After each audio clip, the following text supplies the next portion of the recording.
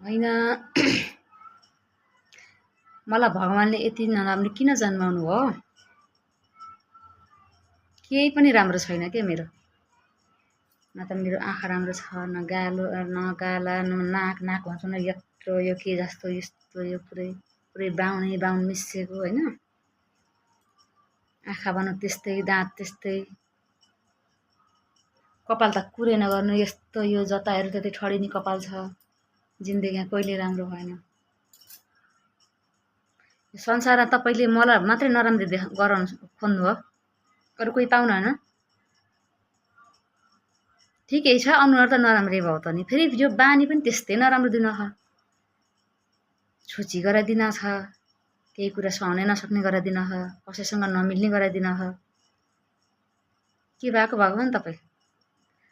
अरूले अन्याय अत्याचार गरेर मलाई सहने बनाइदिनु न। जे बोल्यो नि म चुप्प लाउने बनाइदिनु। यो मुख के भएको? सहनै सक्दैन। खै मेरो आमा बुवा त राम्रो हुनुहुन्छ, अनि मेरा दाई दिदी बहिनी सबै राम्रो हुनुहुन्छ, तर म मात्र यति नराम्री किन भएँ? जे बोले नराम्रो हुन्छ थुत्नु।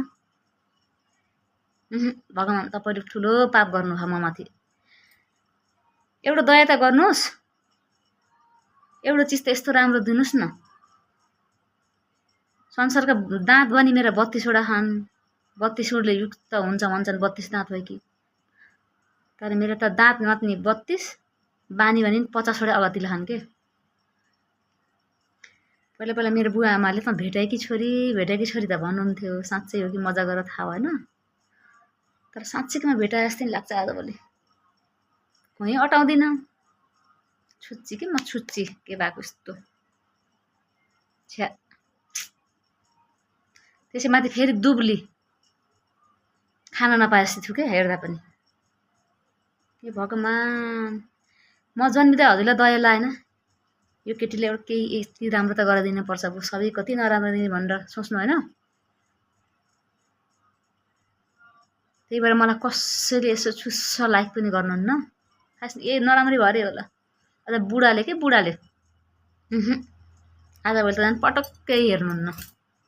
के भएको? मेरो मात्रै बुढाको सबैका बुढा त्यस्तै हो। बुढो सुतेपछि खुसुक्क मोबाइल निकाल्दा लाइक गर्छु क्या मैले।